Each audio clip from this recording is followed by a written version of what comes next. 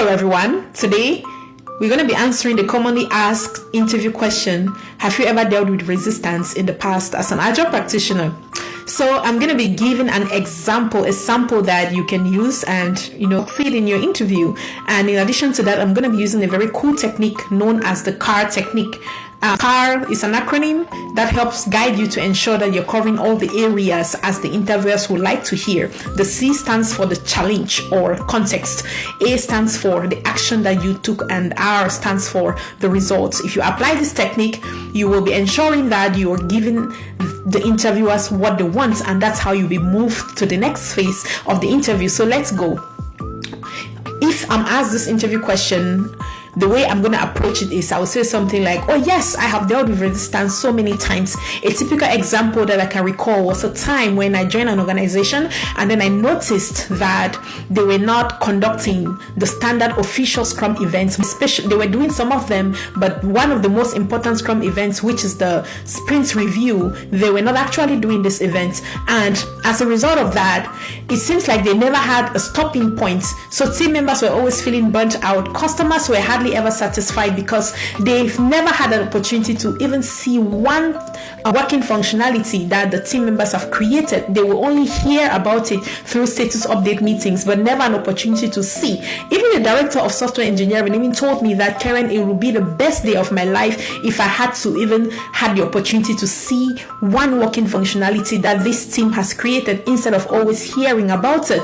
And the funny thing is that whenever they would talk about this thing during the status update meetings, in reality, when these things are being deployed to customers, it hardly does what it was intended for. So customers were always frustrated, team members were demotivated because they felt like they were not appreciated despite their hard work. So I asked if they are familiar with sprint review events. They were not familiar with it. I asked if they are open to trying it out.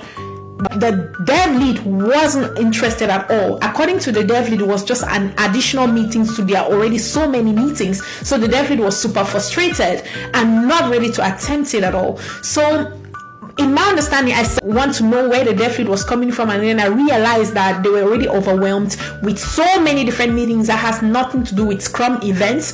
So I seized that as an opportunity and asked if they were interested in hearing about how the Scrum works and events. So they were open to that. So I explained to them the concepts of the Scrum events and the purpose of this, and I was able to help them separate the Scrum events from every other meetings, helping them to understand that the priority for them to be successful as a Scrum team is to first ensure that they are taking advantage of these events, and then they can deal with their other meetings. So with that understanding, the Scrum leads too wasn't interested.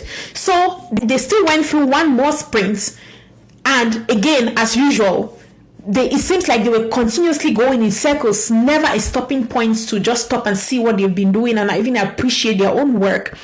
I still went to the dev lead and asked if he's open to just try out. The other team members were open and interested to just try out this sprint review event, and if he doesn't find any value in it, he can always drop it. So with the mindset of experimenting, the dev lead was like, okay, let me give you the benefit of the doubt and try this out. So I went back, I did my best to plan for that event in advance to ensure that we're getting the most value out of it. So I set up the event and we conducted a sprint review event for the first time ever. I had marketed it and were able to have the stakeholders that we needed. In that event, they were really able to demonstrate the 3 Scrum pillars of transparency, inspection, and adaptation.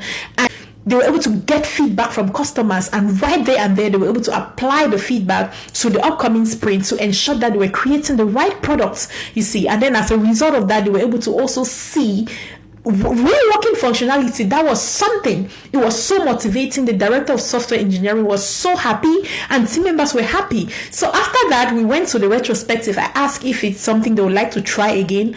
The dev lead was the first person who said, yes, let's try this one more time and see. And that is how the sprint review event became a standard to the organization and everyone was happy. So that is how I have handled resistance in the past. Hope this was helpful, and I would like to hear your thoughts in the comment section. Take care. Bye.